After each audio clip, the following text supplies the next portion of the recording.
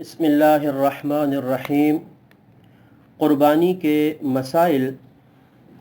آج کا مسئلہ ہے قربانی کے جانور کو ذبح کرنا۔ ذبح کرتے وقت 3 باتوں کا اہتمام کرنا چاہیے۔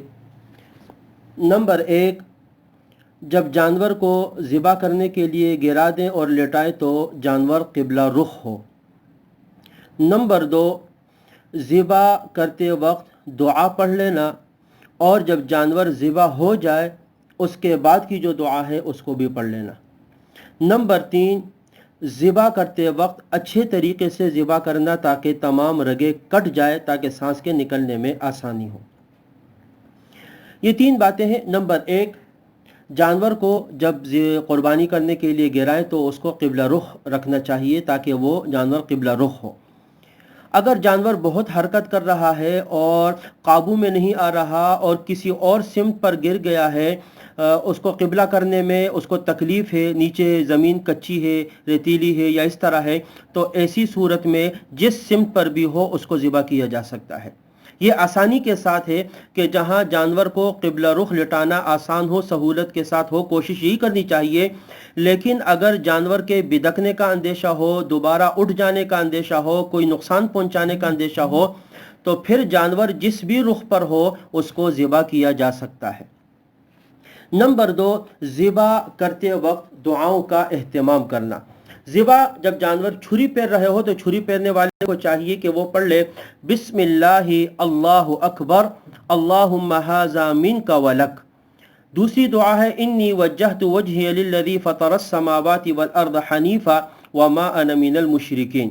یہ دعائیں تھوڑی سی طویل ہے، اگر کسی کو یاد ہو پھر تو بہت آسان ہے، لیکن اگر کوئی جانور ذبح کر رہا ہے اور یہ اسے یاد نہیں، اور چونکہ وہ وقت بھی ذرا سختی کا سا ہوتا ہے، جانور حرکت کر رہا ہوتا ہے، تو بسم اللہ اللہ اکبر کہہ دے، اتنے بھی کافی ہے۔ صرف اتنا بھی جس نے پڑھ لیا بسم اللہ اللہ اکبر اور چھری فوراً پھیر دے تو بھی کافی ہے، جانور ذبح ہو جائے گا۔ اسی طریقے سے جب جانور ذبح ہو جائے تو ذبح ہونے کے بعد بھی دعا ہے۔ یہ تو ذبح کرنے سے پہلے کی دعا ہے۔ ذبح ہونے کے بعد حدیث میں جو دعا آتی ہے اللہم تقبلہ منی کما تقبلت من حبیبک محمد صلی اللہ علیہ وسلم وخلیلک ابراہیم علیہ الصلاۃ والسلام، یہ دعا جو ہے اس کو پڑھ لینا چاہیے، اس کا اہتمام کرنا چاہیے کہ اے اللہ، جس طرح آپ نے اپنے حبیب حضرت محمد صلی اللہ علیہ وسلم سے اور حضرت ابراہیم علیہ الصلاۃ والسلام سے قربانی قبول فرمائی ہے، اسی طریقے سے میری طرف سے بھی اس قربانی کو قبول فرما دیجیے۔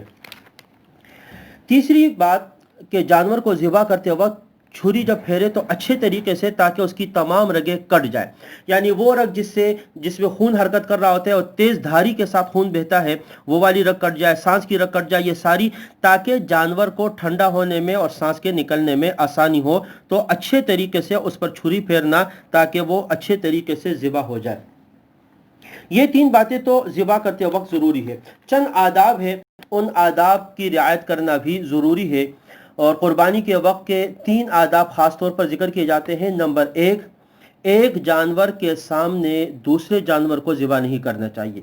ایک حدیث میں نبی اکرم صلی اللہ علیہ وسلم نے فرمایا کہ تم جانور کو 2 موتیں مت دو، ایک تو وہ جب پہلے جانور کو ذبح کرتے وقت دیکھ لے گا تو اسی وقت اس کی موت ہو گئی، اور جب دوبارہ اس کو ذبح کرو گے تو یہ دوسری موت ہو گئی۔ تو لہٰذا جانور کو جب ذبح کیا جائے تو دوسرے جانور کہیں دور ہو، ان کے سامنے نہ کیا جائے۔ نمبر 2، چھری انتہائی تیز دھاری والی ہو، کند نہ ہو۔ یہ نہیں کہ جی پھیر رہے ہیں، وہ کاٹ نہیں رہی ہے، چھری میں دھار نہیں ہے اور جانور کو نقصان ہو رہا ہے، اس کو تکلیف ہو رہی ہے، لازمی بات ہے تیز دھاری سے فوراً اس کا گلا کٹ جائے گا، تو تیز دھاری والی چھری ہونی چاہیے، کند چھری سے جانور کو ذبح نہیں کرنا چاہیے۔ نمبر 3، جانور کو جب گرا دیا، جیسے شروع میں بھی ذکر کیا کہ اگر اس کو گھسیٹنے میں تکلیف ہو رہی ہے، قبلہ رخ کرنے میں، تو پھر ایسا نہ کرے، جس سمت پر بھی ہو اس کو ذبح کر لے، انشاءاللہ قربانی قبول ہو جائے گی۔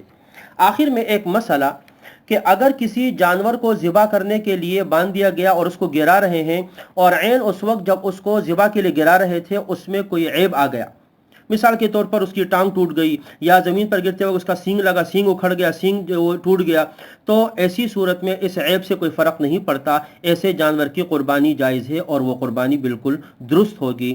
وآخر دعوانا ان الحمد للہ رب العالمین۔